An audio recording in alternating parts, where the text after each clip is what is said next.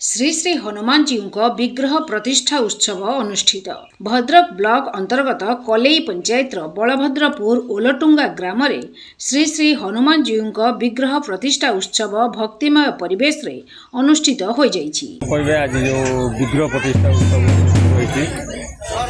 कोन कहबे तापुरे देखो कलेई ग्राम पंचायत ओलटुंगा ग्राम रे आज प्रथम थर करी आज श्री श्री हनुमान जी एक नूतन मंदिर एवं विग्रह स्थापन होती 3 दिन धरी ये पूजा जारी रहिबो। आज द्वितीय दिवस यही अवसर में ग्रामवासी निमंत्रण क्रमे आसी प्रभुंकर आशीष लाभ करी एवं विश्वास अच्छी सनातन धर्म रे संकट मोचन हेले प्रभु हनुमान जिते आज प्रथम थर पर ग्रामवासी माने तांको निज उद्यम प्रभु को आज विराजमान करिसंती। निश्चिंत आगामी दिन आगामी वर्ष गुड़िक जय जगन्नाथ जय हनुमान प्रभुंकर इच्छा जिते जो थाए ताहा ही हुए। एठी पिला माने किछि छकरे एमती बसंती छुआ खेलती बुलती बसंती आ बसला परे एमती बसते आम गोटे हनुमानकर आस्थान स्थापन करिया आ गोटे करवा ये पूजाटे करवा पूजा हम पणा संक्रांति गोटे भोजी भात महोत्सव मेला इत्यादि करवा एमती कथा कहती तो हेती कौन मन को आसला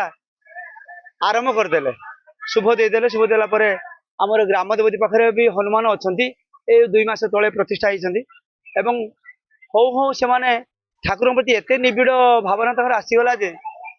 समस्त गुहारी करके हाथ पते भिक्ष मागी ये अनुष्ठान आज गढ़ी मत लगे एति जमी प्रभु हनुमान जिते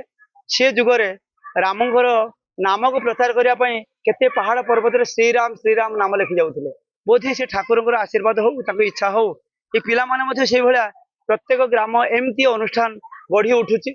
एमती चली। विग्रहटी बहुत दिन धरी आम मानकर इच्छा थिला दीर्घ 3-4 वर्ष आम शुभ देइथिलु निजे आम किछि किछि ये करी बहुत पिला मानकर सहयोग रे मंदिरटी पूर्णांग हैला। तापरे आम चाहिथिलु आ बहुत पूर्वर निर्माण करने किंतु अर्थ बहुत बड़ प्रॉब्लम थिला।